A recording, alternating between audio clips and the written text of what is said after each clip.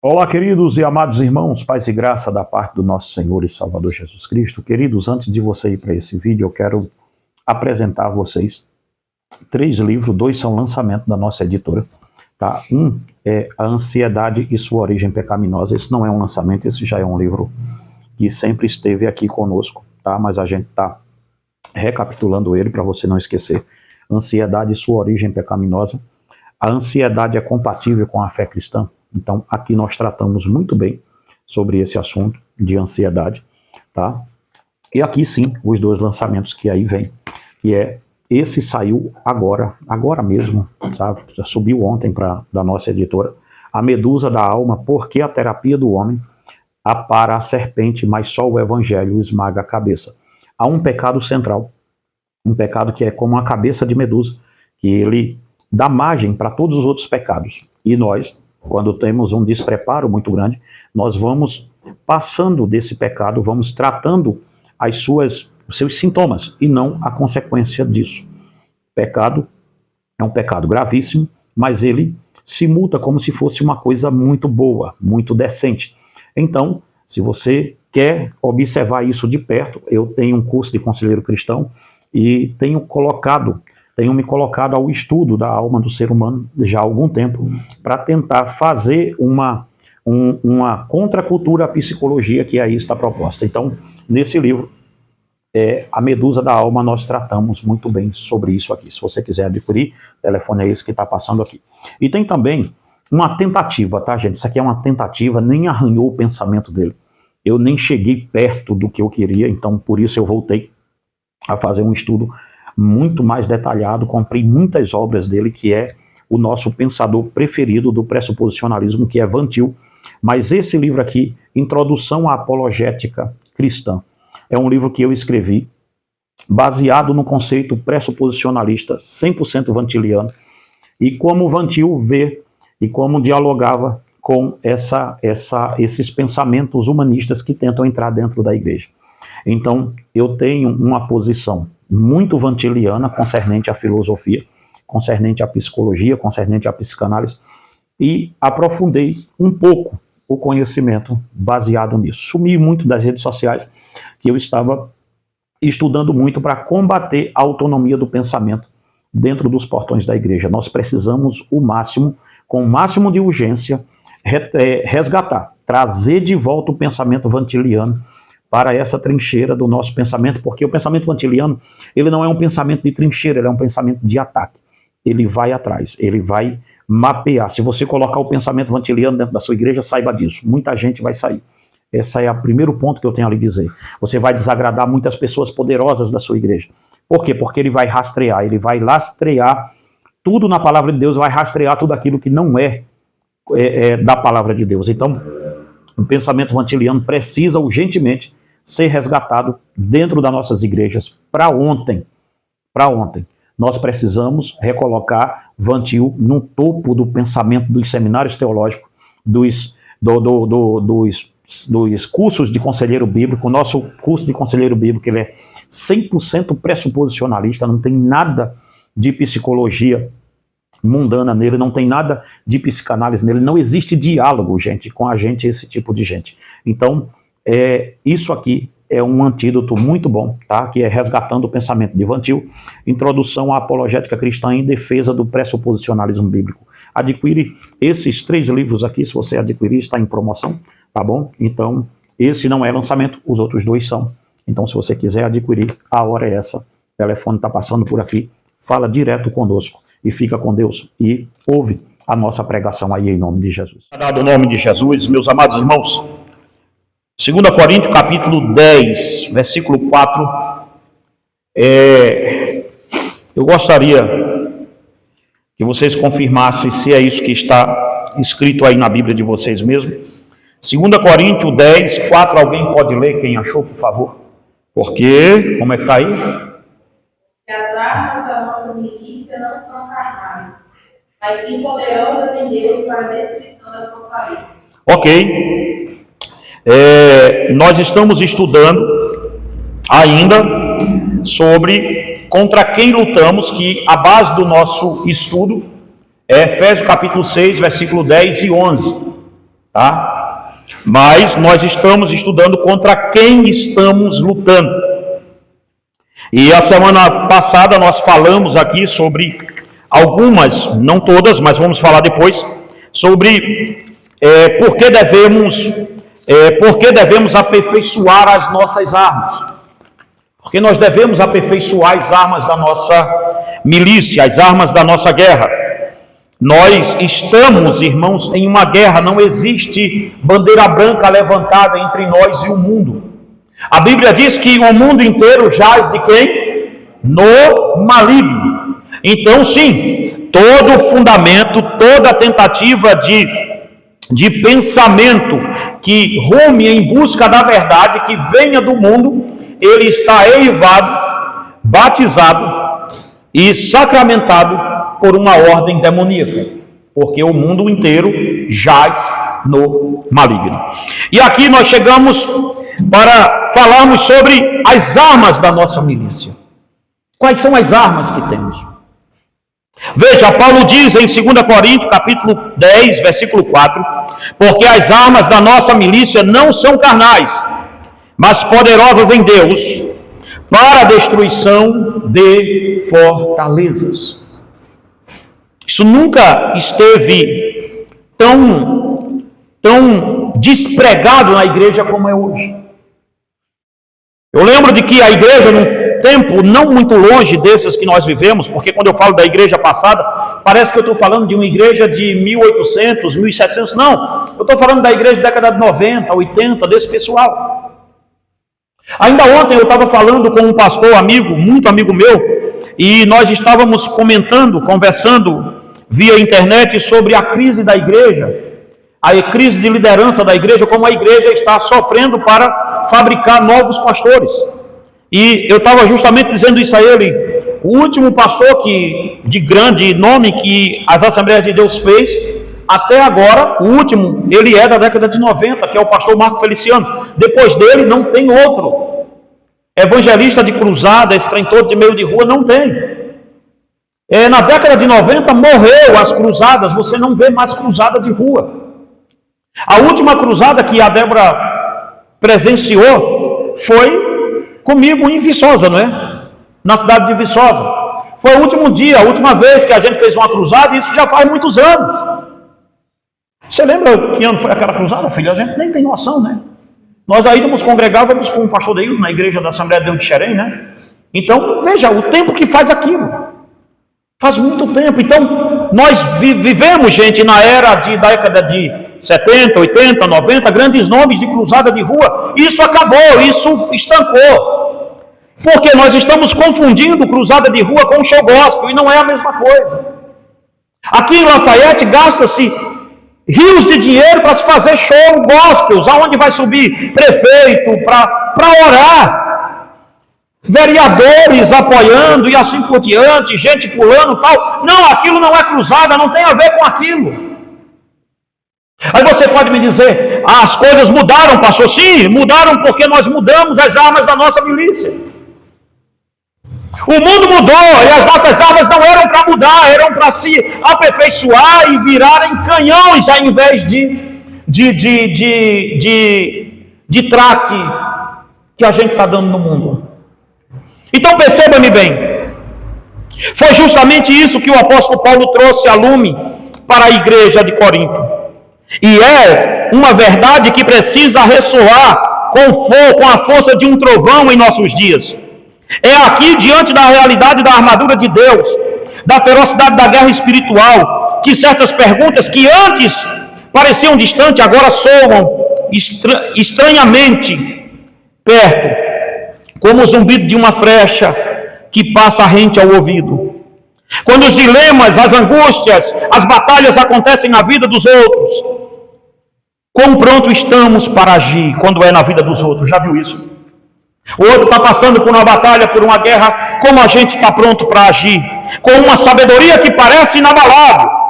Aconselhamos aos nossos irmãos a confiarem, a orarem, a se manterem firmes. Não é assim que a gente aconselha? É ou não é? Ore, irmão, se mantenha firme, tenha coragem, vamos à luta. Somos generais de poltrona, planejando estratégia para exércitos que não são os nossos. Como é fácil, irmãos, para a gente, principalmente eu que sou conselheiro cristão, eu aconselho inúmeras pessoas toda semana, eu nem tenho noção. E como é fácil dar um palpite, dar outro, tal, você vira o sábio, você se sente até o Salomão no negócio. E nessa última hora, como nós temos a internet, que todo mundo é sábio, todo mundo sabe dar um palpite sobre a coisa que ele não leu, que ele não estudou, que ele não vivenciou, que ele não sabe nada sobre aquilo, mas ele está dando palpite sobre isso. Perceba, como a gente tem hoje em dia isso, ou não temos? A internet está lotada disso. Pastores sábios, mas tão sábios que se eles ficassem calados, seria a maior sabedoria que eles iam fazer. São os planejadores de estratégia de poltrona. Eles colocam uma câmera, e muitos colocam um monte de livro atrás, porque, irmãos, vocês sabem o tamanho da biblioteca que eu tenho, eu nem preciso dizer isso. De livro escrito que eu já tenho, eu acredito que os livros que eu já escrevi são muito mais do que o que eles leram. Eu acho que hoje, nesse exato momento, agora, fechou 110 livros meu escrito. Eu completei 47 anos ontem. Então, há aqui se tem alguém que sabe do que é livro, fale comigo. Mas isto, ter uma biblioteca atrás de mim, não me faz um sábio, porque eu posso gostar de comprar livros. É diferente de gostar de ler livro. E tem pessoas que gostam de ler livro, mas os livros não conseguem ensiná-las nada. Porque ter livros não te faz um sábio, apenas te faz um consumista de livro. E aí agora? Já viram, as pessoas vão em casa, né, Débora, e elas, né, filha, e elas acham que estão na Disneylândia quando entram em casa. É a Disneylândia dos livros. As pessoas ficam, meu Deus, que coisa, aquele negócio lá no teto batendo e tal. E eu gostaria tanto se eles me fizessem perguntas francas. Quantas horas o senhor ora, pastor? Deixa eu orar junto com o senhor. Porque escrever livro, irmão, não quer dizer que eu seja uma pessoa de Deus. Ler livros não quer dizer que eu seja uma pessoa de Deus. Eu posso falar de Deus, mas eu posso não andar com Deus. É diferente isso. Quantas pessoas hoje, nesse exato momento, estão dizendo que estão cheias do Espírito Santo, sentindo um arrepio e aquele negócio todo, mas a vida não condiz em nada com o que o Espírito Santo disse que era para elas serem. É preciso mais. Então nós temos isso hoje nas poltronas, as pessoas são sábias, você escuta e diz, poxa, que coisa, veja, eu estou lendo um sermão aqui, se eu chegar no teleprompter, colocar lá na frente e fazer um vídeo lendo o sermão, as pessoas vão dizer, poxa, o pastor não é tão sábio, mas pode ser uma sabedoria somente de leitura. Mas e quando a linha de frente se move para a porta da nossa própria casa? Quando o dardo inflamado da ansiedade, da perda, da traição ou da dúvida atinge o nosso próprio peito. Qual conselho nós damos a nós mesmos? É nesse momento que a verdadeira natureza das nossas almas são reveladas. A natureza das minhas armas não são reveladas quando eu estou aconselhando o outro. A natureza das minhas armas são reveladas quando eu estou enfrentando a minha própria luta. É aí que se revela que tipo de armas eu tenho. É bom saber e nunca esquecer que o mundo tem seus próprios métodos para lidar com as suas guerras. O homem sem Deus não está inerente em seu sofrimento. Ele busca desesperadamente por alívio, por um bálsamo para a sua alma ferida. E o arsenal do mundo é vasto e sedutor. Como bem disse o Dr. Mark Lloyd Jones, em uma citação que ecoa como uma verdade profética para a nossa geração. Mark Lloyd Jones diz assim, mas como o mundo vai ficando cada vez mais sombrio e difícil, e a pressão vai ficando cada vez maior, as neuroses também aumentam, e o trabalho do psiquiatra é cada vez mais solicitado. Isso prova como são inadequados os métodos do mundo. Quanto mais psiquiatra se forma, mais cliente para psiquiatria se tem. A primeira coisa para ser um psicólogo, adivinha o que é? No primeiro mês de faculdade, primeiro mês, literalmente, de faculdade, sabe o que o estudante, a psicólogo tem que fazer? Ele tem que fazer terapia. Dá para você isso? Simples a coisa. Por isso que você vai ver eu morrer contra qualquer crente procurar um psicólogo. Uma religião sem Deus. Querem resolver os problemas do homem sem Deus. Querem resolver problemas comportamentais, de pecados, dizendo que é problema de comportamento, que é problema disso, daquilo, mas não é nem isso que eu quero falar em essência. Veja, os métodos do mundo são, em sua essência, carnais. São tentativas humanas de resolver problemas espirituais. Eles variam em suas aparências desde os misticismo pagão do xamanismo, que busca o poder em espíritos que não são o Espírito de Deus, passando pelas disciplinas orientais como a yoga, que promete esvaziar a mente, quando a mente do crente deveria estar cheia da palavra de Cristo. Quem diz que você tem que esvaziar a mente? De quê?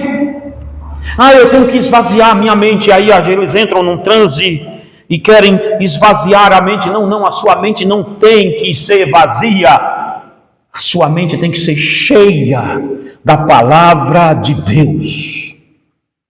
Fugir dos seus problemas não vão resolver seus problemas.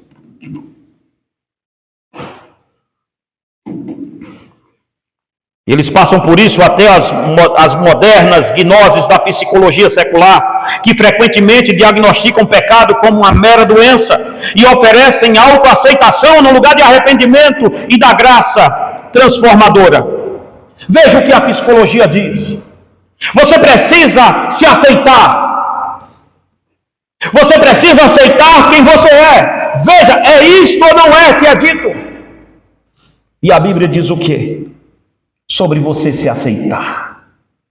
Ela diz: aquele que vem a mim, faça o quê? Negue-se a si mesmo, tome a sua própria cruz e siga-me. Explica isso aí, psicólogo crente. Como é que faz agora? A Bíblia nunca conciliou quem você é. Ela nunca disse que você deve se aceitar. Ao contrário, ela disse: negue-se. Você não é aceitável diante de Deus do jeito que você é. É por isso que precisamos de um novo nascimento. É por isso que não dá. Todas estas coisas são fortalezas na mente, construídas com o tijolo da sabedoria humana, e são impotentes contra nosso verdadeiro inimigo. O diabo quer mais, irmãos, que nós nos cerquemos disso. Que você fique cheio dessa coisa. Sabe o que é isso? São fortalezas do diabo. Porque se eu vou para uma pessoa que está sendo atendida, qualquer crente dessa igreja está sendo atendido por um psicólogo, e eu digo: olha, o seu pecado de pornografia está te levando para o inferno. Ele diz: opa, pere lá, calma. Eu sou um ansioso. Eu sou alguém que estou com a predisposição neural para essa coisa. Pere lá, isso não é um pecado, isso aqui é um vício.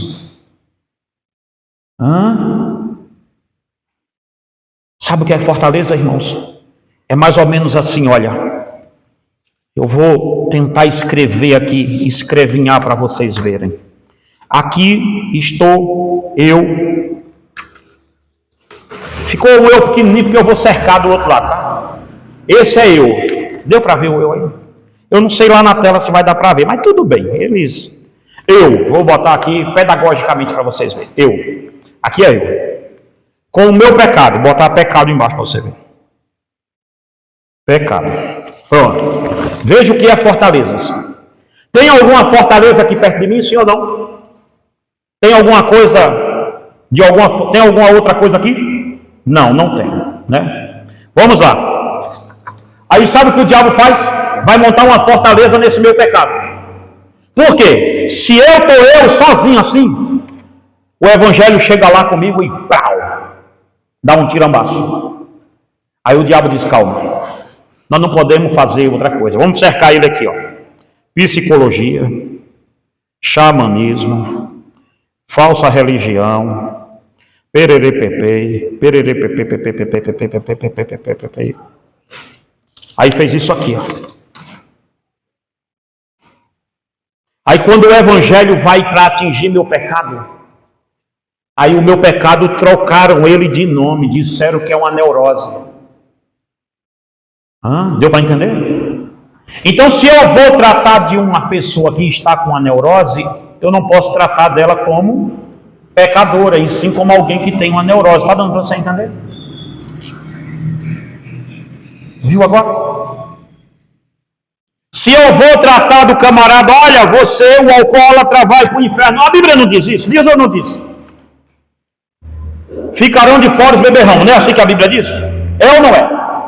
Mas se alcoolismo for doença, como é que eu evangelizo o alcoólatra? Viu a fortaleza que o diabo criou na frente do alcoolismo? Alcoolismo não é pecado. É o quê? Doença. Parabéns, psicologia, vocês conseguiram. E está cheio de crente vislumbrado com esse conhecimento de psicologia dentro da igreja, dizendo, pastor, mas dá para conciliar os dois como? Como? Se eles estão dizendo para você se aceite, aqueles 12 passos que se seguem, meu Deus, que escravidão! Olha o que a Bíblia fala sobre quem está nessa guerra. Aquele que está em Cristo, como é que se diz? Nova criatura é. As coisas velhas se passaram e tudo se fez novo. Acabou-se. Se eu estou em Cristo, filho, tem trauma aqui não? Que trauma? Que trauma que ele manda eu amar meu inimigo? Cadê? Como é que faz? Qual é o trauma aqui agora? Sabe aquela pessoa que te fez mais mal na sua vida inteira? A tua Bíblia em Mateus 5 diz, ame e ore por ela. Chupa essa uva gospel aí agora. É assim ou não é que ela diz? Dorme com esse trauma aí, pede para o teu psicólogo lá, te diz traumatizado esse evangelho. O evangelho é traumático, irmão. Como é que um evangelho vai ser pacificador se tem um homem pendurado numa cruz? O evangelho não foi servido nos lençóis de cera da filosofia. O evangelho foi servido em uma cruz, com alguém maltratando, crucificando o nosso Senhor. É assim que ele foi servido ao mundo. Paulo diz, aonde está o sábio? Ande, chamem ele, venham sábios.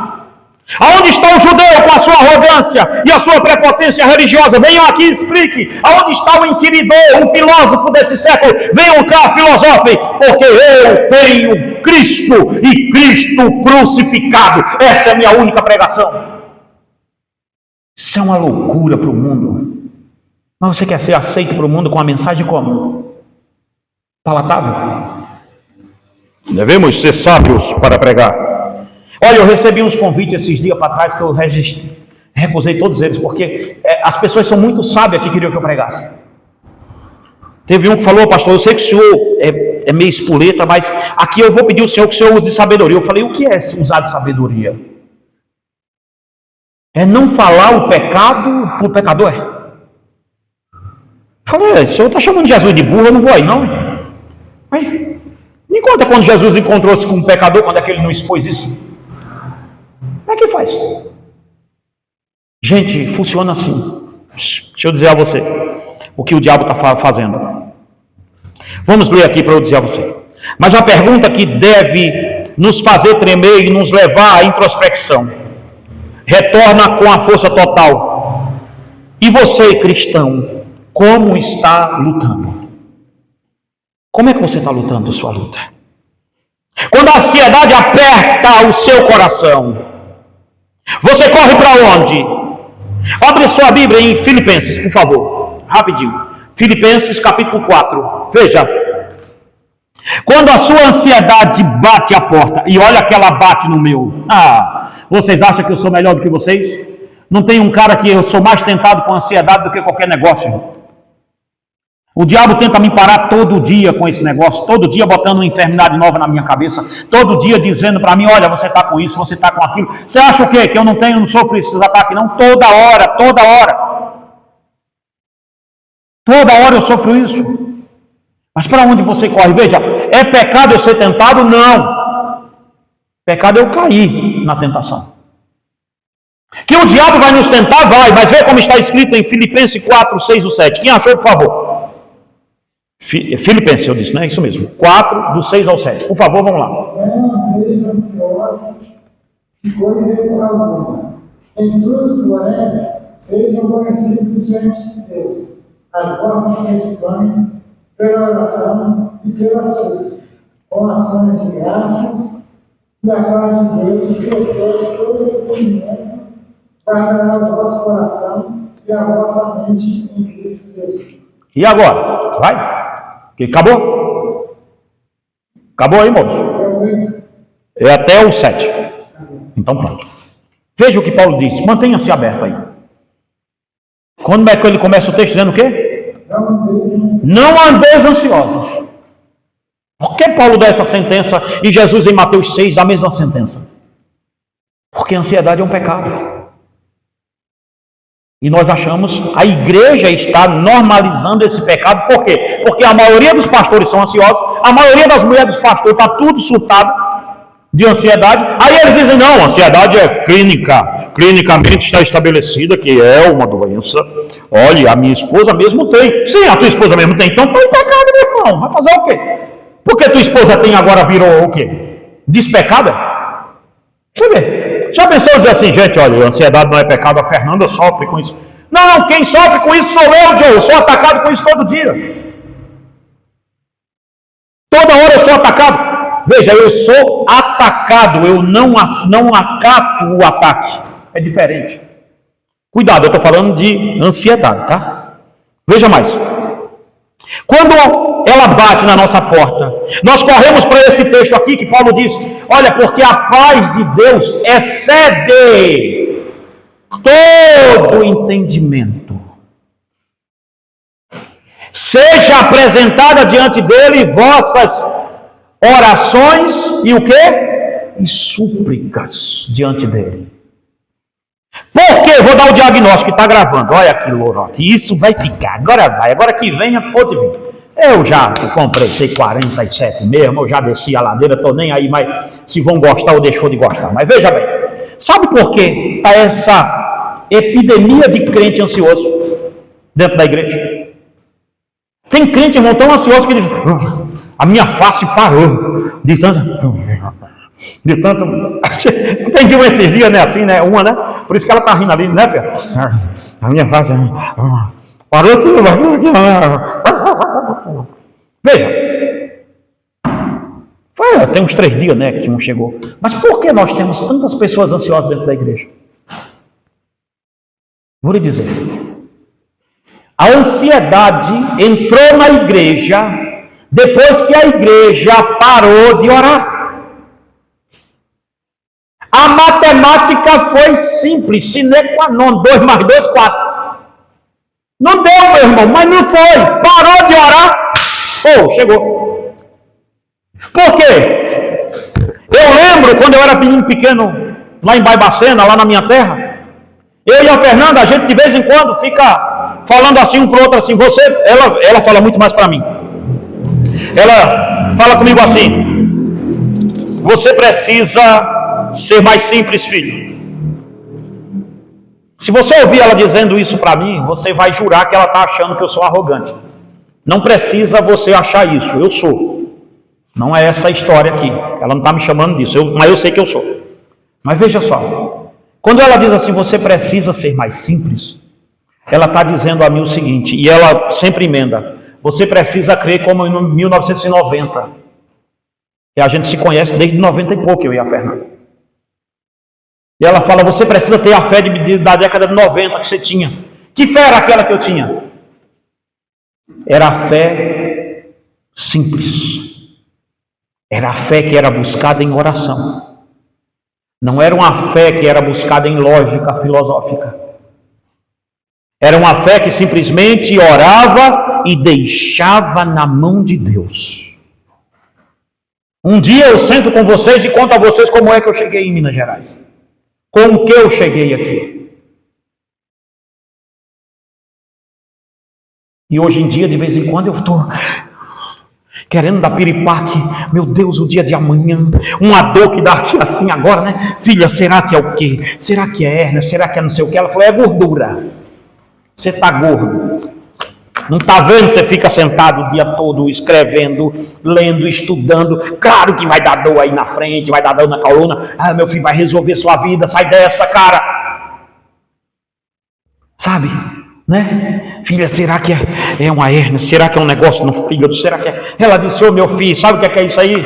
Isso é falta de Deus. Vai orar. Isso é falta de buscar Jesus. De repente, gente, nós precisamos voltar às origens nossas, de crer, de acreditar que simplesmente as coisas vão acontecer, e se não acontecer, é porque Ele não quis. Veja o hino que a gente estava cantando aqui, pouco antes de pregar, como é que foi? Porque Ele vive, e se Ele vive, como é que o hino diz?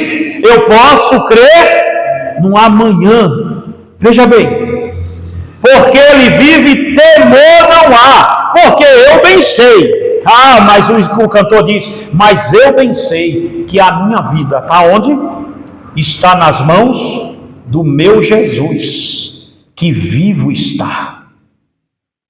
Sabe por que é pecado? Está ansioso? Porque você não acredita que Deus estará amanhã cuidando de tudo. E é por isso que a neurose toma conta da nossa cabeça e a gente quer resolver tudo. Tem um livro novo meu, saiu, eu vou sair da cena para mostrar a vocês. Ele saiu agora, nesse exato momento. Hoje saiu esse livro aqui, ó. A Medusa da Alma. Por que a terapia do homem apara a serpente, mas só o evangelho esmaga a cabeça? Nesse livro aqui eu falo sobre o maior pecado que nós temos, o maior de todos. O cabeça, o chefe dos pecados, dele sai todos os outros pecados. Nesse livro aqui eu falo disso. Todos os outros pecados saem desse único pecado que temos, que é o pecado que Adão pecou, que é o pecado que Lúcifer pecou, que é o pecado da autossuficiência. Veja, pecado de Lúcifer queria ser como quem? Deus. Pecado de Adão, Deus sabe que no dia do comer, então ele queria ser como Deus. Pecado nosso, nós não queremos Deus amanhã, por isso que a gente quer se virar e arrumar tudo hoje. É assim ou não é? É por isso que a ordem divina, para estarmos revestidos de toda a armadura de Deus, não um pedaço dela, não a parte que nos parece mais confiável ou socialmente aceitável. Tentar lutar a guerra de Deus com as armas do mundo é como um soldado que joga fora o fuzil para atirar pedras do inimigo. Já pensou? Nessas guerras que estão tendo por aí, o soldado enxerga o embornar. Ninguém nem fala embornar mais. Eu não sei como é o nome dessas coisas. A mochila, vamos dizer assim. Pronto, ficou mais fácil para o jovem, porque eu falando embornar fica difícil. No tempo da internet, falar embornar, ninguém fala mais isso. Mas é como juntar no saco, juntar na mochila de guerra, comprar uma mochila de guerra bonita, botar colete e tudo, e encher ela de pedra e dizer, eu vou para a batalha com bodoque. Chega os soldados tudo de fuzil, tanque de guerra, e você dando tiro de badoque no tanque de guerra. Estou acertando todos. Tá, sim, você pode até estar acertando, mas não está resolvendo nada. Porque você está sem a arma certa para parar um tanque de guerra. Está dando para você entender? Não adianta você acertar o alvo se a arma não for certa. Profundo isso, hein? Menino, me senti um pires agora, tão profundo que eu fui. Mas veja só, adianta trazer. Quando a gente estava batendo esse piso aqui para o chão, para ele ficar bem coisadinho e tal, aí batia com marreta de borracha. Aí para quebrar ali, para tirar aquela janela, a marreta de borracha não se via. Aí tinha que ser marreta de ferro mesmo, de aço, para bater e derrubar. Você entendeu? Para de usar arma fofa na hora de derrubar gigante. Pare de usar, porque nessa guerra não existe fofura. Aí fora, irmãos, eles nos odeiam. Essa é a realidade. O mundo nos odeia. Ah, pastor, o senhor está dizendo isso, possa ser que seja visto como um discurso. O mundo odeia a igreja de Jesus Cristo. É simples a coisa. E por que eu digo isso? Porque quem me ensinou isso foi Jesus. E onde ele me ensinou isso? Ele disse assim: se odiaram a mim, também vão fazer o que com vocês? Odiarão a vós. Porque o servo não é maior do que o seu Senhor. Ora, se odiaram Cristo, por que estão te amando? Se você se parece com Jesus e o mundo odeia Jesus, não está achando a desconexão disso aqui, não. Por que o mundo ama a pregação de certos pastores? Hein? Por quê? Olha, irmão, num dia que entrar um camarada aqui, cheio de demônio, e tal e coisa, e sair daqui dizendo que amou minha mensagem, mas ele não mudou de vida, eu vou lhe dizer uma coisa: eu vou fechar a igreja e vou rever todo o conceito que eu tenho. Porque com certeza eu não preguei o evangelho. Porque o evangelho é ofensivo. O evangelho ofende. Veja, nós estamos indo para a guerra não com fuzil, mas com pedra. É uma loucura, é uma traição à nossa vocação e uma receita para a derrota certa. Nossas armas são diferentes, elas são a verdade, a justiça, a fé, a salvação, a palavra de Deus e a oração. São armas forjadas na eternidade, entregue a nós pela graça. Pela graça poderosa, e são poderosas em Deus. Veja o que Paulo diz para eu sair desse texto. Ainda em 2 Coríntios 4,10. Porque as armas da nossa milícia não são carnais, mas elas são o quê? Poderosas. Em quem? Em Deus. Como é que é isso, hein, gente? Como é que faz esse negócio? Vocês já viram uma coisa? Antigamente, vocês já viram que sumiu a expressão pessoas com demônio? Já viram isso? Até um tempinho atrás aqui, 10 anos para trás. Tá aqui a Débora, que era pequenininha, o Gabriel, que é pequenininho, que me acompanha desde que mundo é mundo e tal. Quantos cultos vocês iam? Que eu estava, que caía gente endemoniada, puxava fora tudo, aqueles agonia, todo de gente lá, pega daqui, puxa de lá, aquela agonia. Era, não era? Vocês notaram uma coisa? Acabou. Quando não, aquelas mesmas pessoas ficam caindo na igreja. Já viram aqueles cultos de sexta-feira? Grande culto de libertação. Venha, a coisa vai ser feia, tal. Aí é sempre a mesma irmã Severina Chique que fica caindo. Toda sexta, ela tem um contrato. Isso aí a gente já sabe que é meio ruim. Mas já notaram que acabou esse negócio? Por que acabou, gente? Acabou os demônios, foi? De uma hora para outra a gente acabou com os demônios todinho. Pronto. Fuzilou os demônios no paredão. O que é que o diabo fez? Primeira coisa que o diabo fez, ele disse: a oração não é tão poderosa. Porque a oração não pode salvar. Você não pode orar por quem está com ansiedade. Porque isso são traumas, são outras coisas que não é pecado. Então não ore por essas pessoas. Você não pode orar por isso, porque pode ser uma neurose. Você não pode isso aqui, aquilo ali. Eles começaram a achar amparos, com muitas aspas, científicos, para dizer que aquilo lá não eram demônios. Eram sugestões, eram isso e aquilo outro. E aí nós temos hoje uma igreja que diz que acredita no mundo espiritual, mas não acredita no diabo. Aí fica ruim. É ou não é? Isso hoje. Mas também nós temos de contrapartida aqueles que querem que eles acreditem no diabo, mas no diabo que eles inventaram. No diabo que se você não der o dízimo, olha, o capeta pegou. Agora o capeta estraçaiou você todo. Pega, corta. Não é isso. O diabo está nadando de braçada, gente, nisso. Porque nós temos de um lado uma igreja que não crê e temos de outro uma igreja que só crê em misticismo, que acha que vai resolver problema de casal pegando as alianças. Traga a sua aliança para ungir. Vai ser a sexta-feira da família. Pegue sua aliança e bote no óleo da unção. E volte para casa com a mesma porcaria de um marido que você é, a mesma desgraçança de esposa que é. Ou seja, e nada muda. Não é isso. De um jeito ou de outro, o diabo está ganhando do mesmo jeito. O que nos deixa aqui uma pergunta muito simples. Menino, eu já falei esse tempo todinho. É sério mesmo?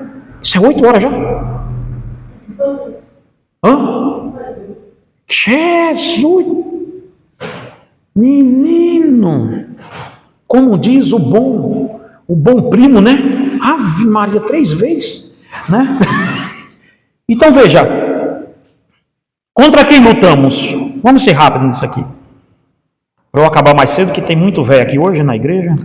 Olha, eu não posso falar assim, né? Que essa igreja também, olha, tirando eu, que sou muito jovem, mas é uma igreja de senhores de terceira idade. Graças a Deus, hoje está meio mudado aqui, está mais assim. Tem o Elmo, que é mais jovem, Maurício também, meu Deus, o Elmo, nem cabelo tem, Jesus amado. Mas tem a Débora, o Gabriel, o Felipe, tá. Pelo menos está meio a meio aqui. Tem mais outros por aí, tá? Vamos ver. Mas geralmente é a igreja que o reumatismo adora a nossa. Mas veja lá, vamos lá isso aqui. Veja o que Paulo vai dizer. Agora vamos partir do pressuposto aqui de contra quem lutamos então. Vamos conhecer o nosso inimigo rápido. Contra quem lutamos? Veja em Efésios 6, 11 e 12, o que Paulo diz. Efésios 6, talvez nós não vamos terminar isso aqui hoje, tá? Não vamos mesmo, mas na semana que vem nós terminamos isso aqui. Vamos ver. Veja, Efésios 6, me perdoe, aqui é Efésios 12. Nem Efésios 12 tem. Efésios 6, eu não estou falando, que eu estou ficando meio ruim ultimamente. E depois diz que é o jovem da igreja ainda. O jovem que nem se lembra o que falou com 2 minutos. Então, com 30 segundos já esqueceu o que falou. Efésios 6, versículo 11 e 12 diz assim: revesti-vos de toda a armadura de Deus, para poderes ficar firme contra... É assim que está mesmo aí? Não é? Para poder ficar firmes contra as ciladas do diabo. Porque a nossa luta não é contra o sangue e a carne, e sim contra os principados e as potestades, contra os dominadores deste mundo tenebroso, contra as forças espirituais do mal nas regiões celestiais. Gente, a nossa luta é muito maior do que você imagina. Veja, nós vemos agora há pouco que nós temos que buscar entender onde estão as fortalezas do diabo, porque as armas da nossa milícia são poderosíssimas em Deus. A igreja de Jesus Cristo, irmão, ela tem poder. É nós que nos acostumamos a uma vida sem o poder de Deus. Fomos nós que nos acostumamos a uma vida sem o Espírito Santo. Fomos nós que nos acostumamos a dar as costas para isso tudo e querer resolver as coisas como o mundo resolve. Eu fico pensando que coisa estranha é um crente num divã, contando a história. Meu pai, ele era muito rígido. Doutor, e não sei o que lá mais. E o versículo bíblico dizendo a ele: quem está em Cristo, nova criatura é. Você está chorando as pitangas de seu pai por quê? Era para você estar orando por ele. Você está chorando as pitangas de sua vida por quê? Se nós não vamos levar nada disso aqui. Paulo disse em 1 Timóteo, estou tentando lembrar o texto onde é que está. Na dúvida, lê 1 Timóteo todo, que vai estar lá. Vai estar lá no último capítulo de 1 Timóteo. Ele diz assim: porque nada trouxemos para este mundo, e manifesto é que nada podemos levar dele. Você trouxe o que para esse mundo quando nasceu? O que é que você trouxe? Qual foi sua bagagem? Veio para cá como? De mão, como dizia meu pai, de mão a banana. E vai sair, veio sem nada. Olha que, rapaz do céu. E a turma ainda procura filosofia. A Bíblia é fantástica demais com isso. Olha bem. Olha a brevitude do nascimento, a espontaneidade e o controle de Deus no nascimento de uma pessoa, você veio sem nada. E o que você tem hoje? Conquistas, não é? Você conquistou coisas. Por menor que seja, mas conquistou. Mas aí Paulo diz, mas quando a gente for embora, adivinha como é que a gente vai embora? Do mesmo jeito que a gente entrou. Sabe o que Paulo está dizendo a mim e a você? Desacelera, filho. Pisa no freio um pouquinho aí. Tu não vai levar nada disso aí, não. Hein? É melhor desacelerar o carro. Tá igual aquelas brigas de quando vai sentado. Eu vou estar no banco da frente, eu vou estar no banco de trás, eu vou estar no banco da frente, eu vou estar no banco de trás. Acabou que a gente foi sair, eu, Fernanda e um outro casal. Eles brigaram tanto por quem ia no banco da frente e no banco de trás, acabou que ninguém foi. Depois eu falei com ele assim, escuta, mas deixa eu dizer uma coisa a vocês. O carro vai chegar na frente, como é que é? Quando chegar lá, o carro não vai chegar todo mundo junto, né? Eu disse, então por que a gente está discutindo isso aqui? Estamos discutindo o que aqui? Sabe o que é isso aqui, irmãos? Não adianta acelerar muito, não. Nós estamos indo para o mesmo canto. E sabe qual é o mesmo canto? Uns que são mais chiques, como é o nome daquele chicão ali, que é aquele que eu quero comprar um lote lá? Jardim do Éden. É Jardim do Éden mesmo? O chique lá, o chique, eu quero um lote ali, viu? Por favor, quando eu for, juntem, se eu não tiver comprado meu lote ainda, é um pedido que eu vos faço. Por favor, dessa igreja, pelo menos isso. Né? O pedido que eu faço a vocês. Olha, se eu não tiver ainda com o meu lote lá garantido, juntem, por favor, façam uma vaquinha. Digo, não, o pastor pediu. É a última coisa que eu peço a vocês. Olha, o pastor pediu para botar ele no lote bom. Bote eu lá no Jardim do Éden. Mas veja, tanto no Vale do IP, quanto no Jardim do Éden. Adivinha? É mórbido ouvir isso? Mas é para lá que nós estamos indo. Eu não sei, ali já está uma briga, deixa isso para lá, ali já começou a arenga lá também, tudo, então deixa isso quieto. Não, mas eu vou precisar e eu vou, tá? Então, eu só estou avisando a vocês para ficarem mais ou menos de olho. Ontem no meu aniversário eu fiquei tão reflexivo, rapaz, eu até chorei. Eu estou ficando velho, olha, chorou. Eu estava ouvindo Marcos Feliciano ontem, você tem uma ideia? Um senhor reformado, rapaz. Um pastor reformado ouvindo Marcos Feliciano, o dia da provação, digo até o nome da mensagem, ó. Cara, eu estava muito ontem, aquela mensagem marcou muito a vida da gente, né? Aquela mensagem do Feliciano marcou muito a vida da gente. E nisso aqui tudo, gente, e ontem, para piorar tudo, eu estava terminando um livro reflexivo que é sobre Eclesiastes. E o nome do livro é muito oportuno para isso, porque o nome do livro chama-se Quando o cântaro quebra, se junta ao poço. Veja, ora, no meu aniversário, eu terminando um livro desse, Quando o cântaro se quebra junto ao poço, que é falando justamente sobre a brevidade da vida. Sobre como a gente entra e sai. Escute-me bem para eu acabar. Contra quem lutamos? Vamos fazer um acordo aqui. Eu vou terminar a questão das armas da nossa milícia. E contra quem lutamos, eu vou dar uma dica a vocês do que vai ser sábado que vem. Veja bem. Se não conhecemos o inimigo de forma correta, é certo que não saberemos contra quem estamos lutando. Irmãos, a maior artimanha do diabo é essa, é fazer com que você não reconheça ele em canto nenhum. Foi Martinho Lutero que disse assim: a maior artimanha de Satanás é fazer o homem crer que ele não exista. O diabo quer mais aqui, dois polos, olha, que você acha que ele não existe, ou que você acha que tem que lutar com ele toda hora. E esqueça o seu pecado. Entendeu? Vê bem isso aqui, ó. Um exército que marcha para a batalha sem um relatório de inteligência preciso sobre o seu adversário é um exército que marcha para o seu próprio funeral. Nós estamos dizendo que estamos lutando contra o diabo, mas você sabe quem é? O cramunhão, o sete pele. Sabe? Você sabe quem é o camarada? Eu sei que ele é o diabo. Pronto, resolveu o problema, senhor. Você reconhece as nuances no escuro dele? Ele trabalha nas sombras, gente. O camarada trabalha lá atrás. Atrás da câmera, você acha que ele está na frente?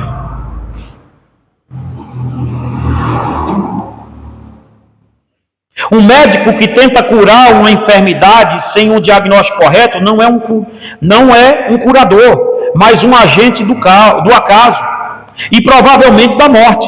Na guerra espiritual, a ignorância não é uma bênção, é a garantia de derrota. Nós temos hoje uma igreja extremamente ignorante sobre quem é Deus e sobre quem é o inimigo dela. Veja isso. Se eu passar um papel para vocês aqui, todos vocês aqui, sentados, disser, descreva aí como é, o que é a pessoa do diabo. Talvez nós tivéssemos 10, 15, 20 pessoas dizendo coisas totalmente absurdas, diferentes de tudo do que a Bíblia diz. Aí por isso que tem os cultos de libertação das 7, sexta-feira do lenço ungido. Traga a foto, traga a roupa do fulano, a roupa do Beltrano. Gente do céu. Quando eu fazia parte de umas igrejas dessa, teve uma irmã que levou meia garrafa de cachaça, não foi? Para eu orar. Você vê o misticismo, né, gente? Como é que é, né? Porque ela disse, pastor, o senhor ora, que eu creio que quando ele for... Olha a história. Quando ele for beber a pinga, ele vai deixar de beber a pinga. Eu falei, mas como é que é isso, hein? Como é que é esse negócio, hein? É dizer, eu vou orar pelas bananas, para o macaco, na hora que for comer banana, deixar de gostar de comer banana. Como é que vai dar certo esse negócio? Já pensaste, irmão Elmo, vamos orar para parar de vir gambá aqui. Eu vou orar numa cachaça e botar ali para os gambá parar de vir. Já pensou, Maurício, isso? Não faz, qual é o sentido disso, gente? Orar para a pinga, para o cachaceiro beber a pinga orada e não beber mais. De onde esse povo tira essas coisas? Mas eu vi isso no culto de libertação. Não foi que estava saindo do culto, né? A irmã veio com uma garrafinha de pinga, escondeu dentro de um frasco. Calma, espere, detém uma contagem, não sai agora não. E abriu para mim assim, disse, eu trouxe para o senhor. Aí eu digo, cadê o copo? É uma minha e uma sua, cadê? Tem limão? Se tiver, nós resolve-se agora. Aí quando ela abriu, falou, cheire aqui, né, filha? Cheire aqui, pastor. Eu digo, não, irmã, já deixei faz anos isso aí. Isso aí já não é da minha área, não. Aí não, pode parar com isso aí. Isso aí é tentar o diabo demais. A senhora está tentando a gente. O que é isso aí? Aí ela falou, não, homem, não trouxe para isso não. Eu brinquei com ela e falei, e o limão trouxe? E o tira-gosto, porque com torresmo isso aí é melhor. Se fosse sem torresmo, não dá, ué. Mas vê, sabe de onde o pessoal tira isso, gente? De uma visão incorreta sobre quem é o diabo. Eles acham que vão ganhar uma batalha espiritual assim. O casamento meu tá ruim, aí o que é que eu faço? Eu vou orar para Jesus. Vê que coisa de maluco. Meu marido tem um amante, eu vou levar uma roupa dele para quebrar a maldição que a amante colocou nele. A gente vai ver o camarada, menino, parece uma rural tombada. Outro dia teve um, né, que veio para mim, né? Eu falei, irmão, por que a senhora não vai embora? A senhora não está vendo o chassi desse negócio aí, não? Teve outra doida que quis, foi, deixa com ela, irmão, que é ruim, nós dá de capote, não vai não. É só, gente, nós estamos vivendo nisso aqui. Nessa loucura de achar que estamos lutando contra o que não sabemos. E quando você luta sobre o que você não conhece, a derrota é certa. Porque você vai ficar lutando por isso. Orar por cachaça ungida, orar por água ungida, orar em roupa, orar em foto. Tudo isso e o diabo dizendo, leva o álbum todinho de fotografia tua. Leva o do casamento também. Faz uma mesa. Um dia eu fui numa igreja pregar que tinha uma mesa na frente, menino. Mas tinha tanta maquimbagem naquela mesa que dava até medo. Carteira de trabalho, foto, tu tava, né? Chave, chaveiro de casa, e sapato. Eu digo, é um bazar isso aqui. Anel, aliança. Rapaz, tinha de tudo. Eu falei, pastor, esse bazar aqui que tu abriu aqui é de que isso aqui? Não, é que isso aí é do culto de sexta, que eles já ficam trazendo durante a semana toda para ficar mais ungido dentro da igreja. Eu falei, quando a gente fecha isso aqui, fica mais ungido aqui dentro. Tá, entendi, né? Sabia não. Mas você entende o misticismo?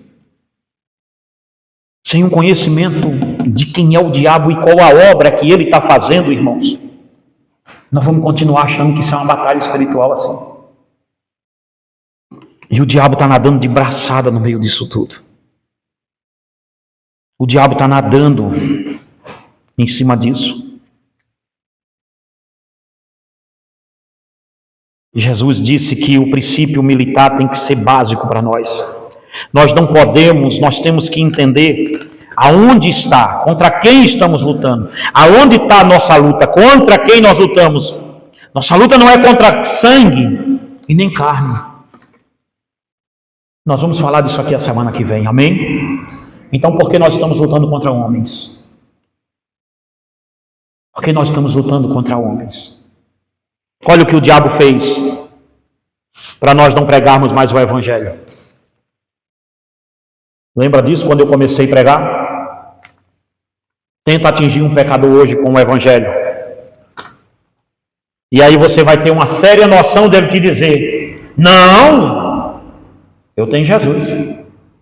É ou não é assim? E aí ele te desarma porque você não sabe lidar com essa afirmativa dele. Porque você se acovarda em dizer: não, você não tem. Você pensa que tem. Quando as pessoas chegam na minha casa, irmãos, para eu aconselhá-las, a primeira coisa que eu lhes digo é: conte-me. Quando elas me contam o problema, eu digo: isso só está acontecendo porque você não entendeu que o que é servir a Jesus. Você nunca serviu Jesus. Mas eu tenho 20 anos de igreja. Eu digo: pode ter, mas de servir Jesus não. Porque crente é outro comportamento, é outra coisa, não tem nada a ver com isso aqui. O diabo está fazendo as pessoas virarem crente. Olha bem, para eu acabar agora. Qual é o princípio da idolatria? Alguém se lembra? O princípio da idolatria é qual? Adorar o que não se conhece. O princípio da derrota espiritual é lutar contra quem não se conhece. Ora, se nós não conhecemos quem adoramos, quanto mais contra quem lutamos. Vamos ficar de pé em nome de Jesus nessa noite? Eu vou acabar mais cedo, porque não está tão mais cedo não, mas... Olá, queridos, paz e graça, a pastora Daniel falando com vocês. Gente, passando por aqui, antes de mais nada, para apresentar a vocês essas duas obras, e a Ordem de Melquisedeque, um tratado sobre a Aliança da Graça. Esse livro é um livro fenomenal, se você quiser adquirir, ele já está à venda aqui conosco. E o outro livro também é, deixa eu ver aqui se foca bem, é o Movimento de Batalha Espiritual, desmascarando o misticismo da guerra espiritual e a falácia da maldição hereditária à luz da soberania de Deus. Esse é um livro importantíssimo nesse meio de misticismo que estamos vivendo, e esse daqui nesse meio de uma graça barata que estamos vendo, a Ordem de Melquisedeque. Ela vai falar ali sobre o fracasso do sacerdócio araônico e a eficácia do sacerdócio de Cristo que vem da ordem e da linhagem de Melquisedeque. Um livro muito interessante. Se você quiser adquirir, está passando o telefone aqui, tá? E durante todo o vídeo também vai passar aí também. Então, se você quiser adquirir os dois, te faço uma promoção, mas em síntese, adquire esses dois livros aqui que vai ser muito bom para você. Que Deus te abençoe e te guarde em nome de Jesus.